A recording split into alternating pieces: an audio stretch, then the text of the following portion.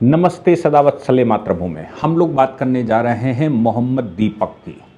मोहम्मद दीपक एक video viral हुआ था, खूब हुआ था। आज मोहम्मद दीपक ऑनरेबल हाई कोर्ट पहुंचे और हाई कोर्ट में पहुंचकर उन्होंने एक पिटीशन डाली।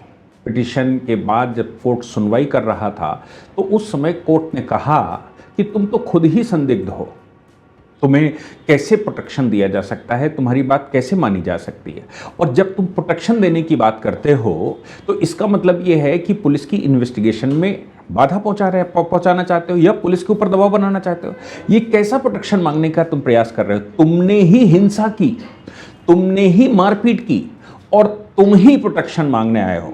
ये विवाद तो आपको पूरा मालूम होगा, मैं उसको पूरा एक्सप्लेन करूंगा जब कोर्ट के सामने क्या क्या हुआ। इससे पहले इसको थोड़ा रिमाइंड करते हैं। उत्तराखंड के कोट द्वार में एक घटना हो गई। एक व्यक्ति जो मुसलमान था, कई वर्षों से वहां पर 30-40 साल से दुकान खोले हुए था और दुकान का नाम साईं बाबा बाबा टेलरिंग या साईं बाबा टेलरिंग ऐसे करके दुकान का नाम था। और उस दुकान पर बच्चों के स्कूल के यूनिफॉर्म से ले जाते थे, बच्चियां उसके पास जाती थी। लोगों को अंदाज़ा नहीं था कि ये कौन है, लोगों को पता भी नहीं था कि ये कौन है। अब कोई दाढ़ी बढ़ाता है, मूछ बढ़ाता है या वैसे रखता है तो इससे बहुत अंदाज़ा नहीं लगता। और उत्तराखंड देवभूमि के रूप में जानी जाती है और देवभूमि पर कोई मुसलमान प्योर हिंदू एरिया में दुकान खोलकर कई वर्षों से बैठा हुआ है। ऐसी परिस्थिति में कुछ लोगों को ये पता लगता है कि वो मुसलमान है और जैसे ही ये पता लगता है कि वो मुसलमान है तो उससे ये कहते हैं कि तुम अपनी आइडेंटिटी डिस्क्लोज करो। क्यों यहाँ पर साईं बाबा या बाबा टेलरिंग के नाम से रखे हो, अपना नाम लिखो तो लोगों को पता लगे कि आखिर तुम कौन हो। इस परिस्थिति में जब वहाँ लोग जाते हैं तो वो मना कर देता है। जब वो मना कर देता है तो लोग जबरन कहते हैं कि भाई इसका नाम यहाँ से हटाओ। पुलिस में एक एफआईआर होती है कि ये लोगों को गुमराह कर रहा है। बाबा के नाम से, जो हम भोले बाबा मानते हैं, यहाँ सभी लोग बाबा की जय हो ऐसा भोलेनाथ को कहते हैं। इसने जब बाबा और साईं बाबा, साईं छोटा सा बाबा बड़ा सा लिख के रखा है तो ये कंफ्यूज कर रहा है कि ये हिंदू है जबकि ये मुसलमान है। ये तो हम सब जानते ही हैं कि आजकल मुसलमान अब आज से नहीं है, ये यूसुफ खान दिलीप कुमार बन के आया था। ऐसे तमाम प्रकरण हैं कि वो मुसलमान हीरो हीरोइन भी हिंदू नाम रख कर आए थे। और आजकल एक और नया धंधा चल रहा है, कोई रेप का केस आता है, कोई दूसरा मामला आता है तो उसमें या दंगों का नाम तो नाम बदल कर हिंदू नाम मुसलमान ने किया है, हिंदू नाम रखकर उसको चलाते हैं। ये एक यहाँ मिसगाइड करने का पूरे देश में चल रहा है। मुसलमान कोई उल्टा सीधा करता है, कुछ गलत करता है तो बाद में एक नया प्रकरण चलता है कि वो तो साइकोसिस था, वो तो मानसिक रूप से बीमार था इसलिए उसने ऐसा कर दिया। फिर कहते हैं इस्लाम शांति का रिलीजन है और फिर कहते हैं नहीं, काफिरों को मरना भी है। क्या क्या अंदर अलमरूना और अल तकिया चलता है, यानी कि छद्म रूप से अगर भेष बदल कर कुछ करना पड़े लेकिन इस्लाम अगर बढ़ाना है तो अल्लाह माफ़ करता है। अल्लाह तुमको दोजन में नहीं भेजेगा, अल्लाह तुमको माफ़ कर देगा। अगर छल भी कर रहे हो तो अल्लाह माफ़ करेगा, क्योंकि तुम इस्लाम अल्लाह का काम छल से करने का प्रयास कर रहे हो। छल अपने लिए नहीं, अल्लाह के लिए कर रहे हो। झूठ अपने लिए नहीं, अल्लाह के लिए बोल रहे हो। और कोई अपराध अपने लिए नहीं, अल्लाह के लिए कर रहे हो। जब अल्लाह के लिए आप ये सब गलत कर रहे हैं तो अल्लाह तुमको माफ़ करेगा, क्योंकि वही तय करेगा कि कौन जो दोजन में जाएगा और कौन स्वर्ग में जाएगा या जन्नत में जाएगा। जब जन्नत और दोजन अल्लाह को तय करना, तो अल्लाह के लिए काम किया हुआ है तो अल्लाह तुम्हारा फेवर करेगा, और अल्लाह फेवर करेगा तो तुमको वहाँ बड़ी बड़ी हूरें मिलेंगी। ये सब हमारे देश में खूब चल रहा है। हालांकि एक्स मुस्लिम बड़ी तेज़ी से बढ़ रहे हैं देश में। मुसलमानों को जैसे जैसे वो गहराई में घुसते जा रहे हैं वैसे वैसे इस्लाम छोड़ते जा रहे हैं। महिलाएं बड़ी संख्या में इस्लाम छोड़ रही हैं। ईरान का हाल हमने देखा कि महिलाएं कपड़े उतारकर, बुर्का जलाकर और सब कुछ चल रहा है। ये पूरे विश्व में चल रहा है। इसलिए सऊदी अरबिया, यूएई अपने आप को लिबरल करने की कोशिश कर रहा है कि वो लिबरल हो जाएं। ऐसा ना हो कि उनके यहाँ भी कभी आंदोलन हो और इस्लाम के नाम से जो वो पूरे विश्व पर अपना इन्फ्लुएंस रखते हैं वो इस्लाम ही उनके लिए दिक्कत बन जाए। इसलिए वहाँ बड़ी तेज़ी से वो रिफॉर्म लाने की कोशिश कर रहे हैं। लेकिन हमारे देश में कोट द्वार की जो घटना थी, कोट द्वार की घटना पे एफआईआर हुई, लोग गए तो वहाँ कुछ कहा सुनी हुई।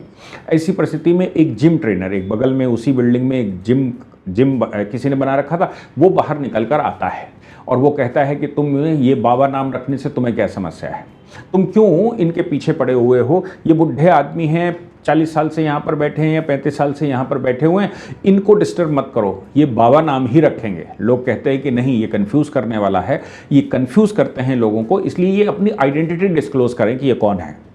तो दीपक नाम का एक व्यक्ति उनसे लड़ने लगता है और लड़ते लड़ते फिर वो बाद में ये कहता है, चूँकि वहाँ जो संख्या गई, जो हिंदू गए ये कहने के लिए कि अपना नाम डिस्क्लोज करो, यहाँ पर आप आइडेंटिटी छुपा कर यहाँ दुकान मत रखो, वो वीडियो भी बना रहे थे कि कहीं ऐसा ना हो कि उल्टा वो उनके ऊपर चार्ज लगा दें कि भाई इन्होंने मारपीट करी। तो वीडियो बन रहा था, यानी कि जो लोग गए वो शांतिपूर्वक कहने गए और साथ में वीडियो बनाया ताकि रिकॉर्डिंग बनी रहे, ताकि ये पता लगा रहे कि वहाँ कुछ गलत नहीं किया है। हम लोगों ने सिर्फ इतना कहा है कि अपनी आइडेंटिटी डिस्क्लोज करके दुकान को रखो। हम नहीं कह रहे हैं कि आप यहाँ से चले जाओ, हम नहीं कह रहे हैं कि दुकान बंद कर लो, हम ये भी नहीं कह रहे हैं कि तुम्हें काम करने का अधिकार नहीं है। भारत के नागरिक हो अगर, तो फिर यहाँ तुम्हारा जो नाम है मोहम्मद वकील अहमद, वो रखिए ना, वकील अहमद रखिए, मोहम्मद वकील या वकील मोहम्मद, जो भी आपका नाम है वो रखिए यहाँ पर, क्या समस्या है।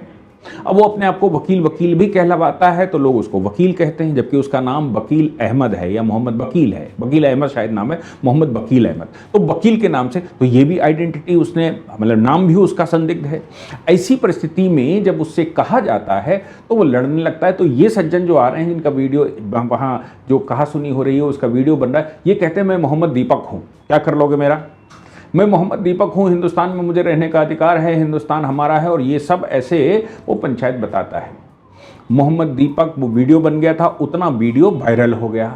खैर, चूंकि वो हड़कंप बड़ा हो गया, तमाम तरह के मुस्लिम संगठन देश के एक्टिव हो गए, उबैसी जैसे लोग एक्टिव हो गए और उन्होंने कहा कि भाई हिंदुस्तान के अंदर हमें रहने नहीं दिया जा रहा है, दुकान नहीं चलाने दी जा रही, ये वो सब चालू हुआ।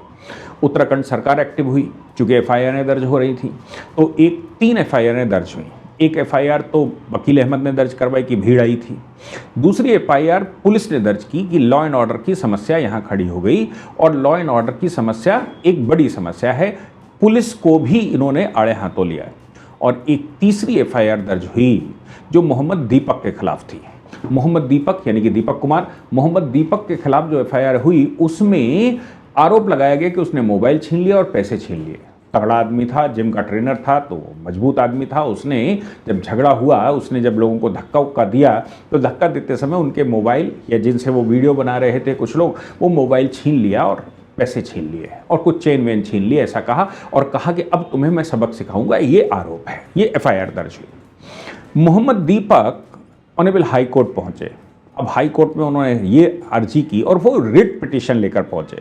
रिट उन्होंने डाली कि हमको प्रोटेक्शन दिया जाए, हमारे लिए मेरी तरफ से एफआईआर लिखी जाए कि हमें ये लोग परेशान कर रहे हैं, हमें वो किया जा रहा है, और हमारा व्यापार डाउन हो गया।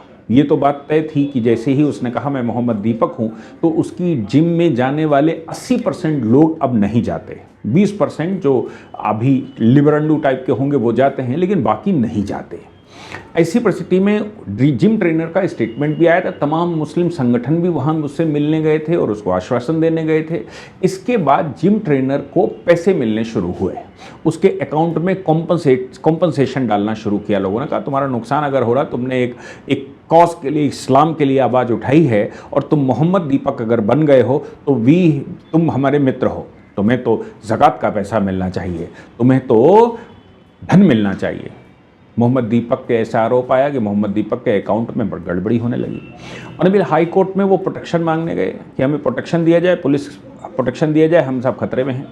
हाई कोर्ट ने कहा तुम संदिग्ध हो, तुम्हें कैसे प्रोटेक्शन दिया जा सकता है, तुम संदिग्ध हो, तुम्हारे खिलाफ एफआईआर है, तुमने फ़ोन छीना। अगर फ़ोन तुम्हारे पास है और पुलिस को मैं आदेश देता हूं कि पता करो कि फ़ोन कहाँ है जिस फ़ोन की बात की जा रही, अगर फ़ोन इनके पास मिलता है तो ये अपराधी हैं।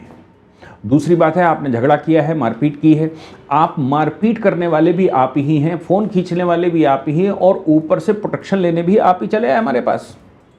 सिर्फ हाईकोर्ट को इतना कहना बाकी था कि शर्म नहीं आती कि तुम दीपक कुमार मोहम्मद दीपक बन के ये बातें कर रहे हो, और ये सब झगड़ा करने के बाद अब हमारे पास आए हो। और अभी हाई कोर्ट ने ये भी कहा कि पुलिस को मैं आदेश देता हूं कि इनके अकाउंट चेक करे जाएं, इनको कितना धन कहां से मिला और ये कहां से फंडिंग हो रही है, इस फंडिंग को क्रॉस चेक किया जाए। पुलिस से जब बात हुई तो पुलिस ने हाई कोर्ट को बताया कि साहब हम तो केवल इन्वेस्टिगेशन कर रहे हैं, इनके खिलाफ चूंकि एफआईआर है इसलिए हम इन्वेस्टिगेशन कर रहे हैं। मोहम्मद दीपक कह रहे हैं हमें प्रोटेक्शन दिया जाए पुलिस के खिलाफ। ऑनरेबल हाई कोर्ट कहता है कि पुलिस के खिलाफ प्रोटेक्शन ये कैसी मांग है, ये मांग तो हो ही नहीं सकती, ये तो संभव ही नहीं है। क्योंकि एक अपराधी को, एक आरोपी को प्रोटेक्शन देने का मतलब है पुलिस के इन्वेस्टिगेशन में बाधा पहुंचाना, पुलिस को हम यहां पर कहीं ना कहीं पीछे फेंकना। इसलिए ऐसा नहीं हो सकता। अगर तुम्हें लगता है कि ये गलत कर रहे हैं, लोगों ने तुम्हारे साथ गलत किया है, तो तुम्हें बीएनएस की धारा 175 में जाना चाहिए। बीएनएस की धारा 175 जो पहले 156(3) हुआ करती थी, उसमें ये व्यवस्था है कि मैजिस्ट्रेट, अगर पुलिस आपकी एफआईआर नहीं लिख रही है तो मैजिस्ट्रेट के पास जाओ और मैजिस्ट्रेट के पास जाकर अपनी एफआईआर दर्ज करवाओ। मजिस्ट्रेट को 156(3) या 175(3) फाइल करो और मजिस्ट्रेट को आग्रह करो, वो आप उसको तथ्य दीजिए, वो आपकी एफआईआर लिखेगा। हाई कोर्ट रिट में चले आए, आर्टिकल 226 में चले आए। ऐसा कौन सा बवाल हो गया, ऐसा कौन सा कॉन्स्टिट्यूशनल राइट ब्रीच हो गया, ऐसा कौन सा कॉन्स्टिट्यूशनल प्रोविजन ब्रीच हो गया जो रिट पिटीशन लेकर यहां चले आए, और ऊपर से आप आरोपी हैं। मैं समझता हूं मोहम्मद दीपक, जो दीपक कुमार अपने आप को, जिसका नाम दीपक कुमार है, मोहम्मद दीपक करके वो सामने लाया था, और एक मुस्लिम जो कि अपनी आइडेंटिटी बदलकर दुकान चला रहा था, कई वर्षों से चला रहा था, उसके प्रोटेक्शन में खड़ा होता है तो लोग कहते हैं कि संदिग्ध है। हाईकोर्ट ने भी कहा तुम संदिग्ध हो, तुम्हारी तो जांच होनी चाहिए, और अगर तुमने ये किया है तो फिर तुम्हारे ऊपर मुकदमा होना चाहिए, तुम्हें तो जेल जाना चाहिए। हाई कोर्ट ने हालांकि अभी डिस्पोज नहीं किया है, अगली डेट पर फिर से सुनवाई करेंगे, लेकिन आज बड़े हड़काते हुए हाई कोर्ट ने प्रोसीडिंग को आगे बढ़ाया। जय हिंद, जय भारत, वंदे मातरम।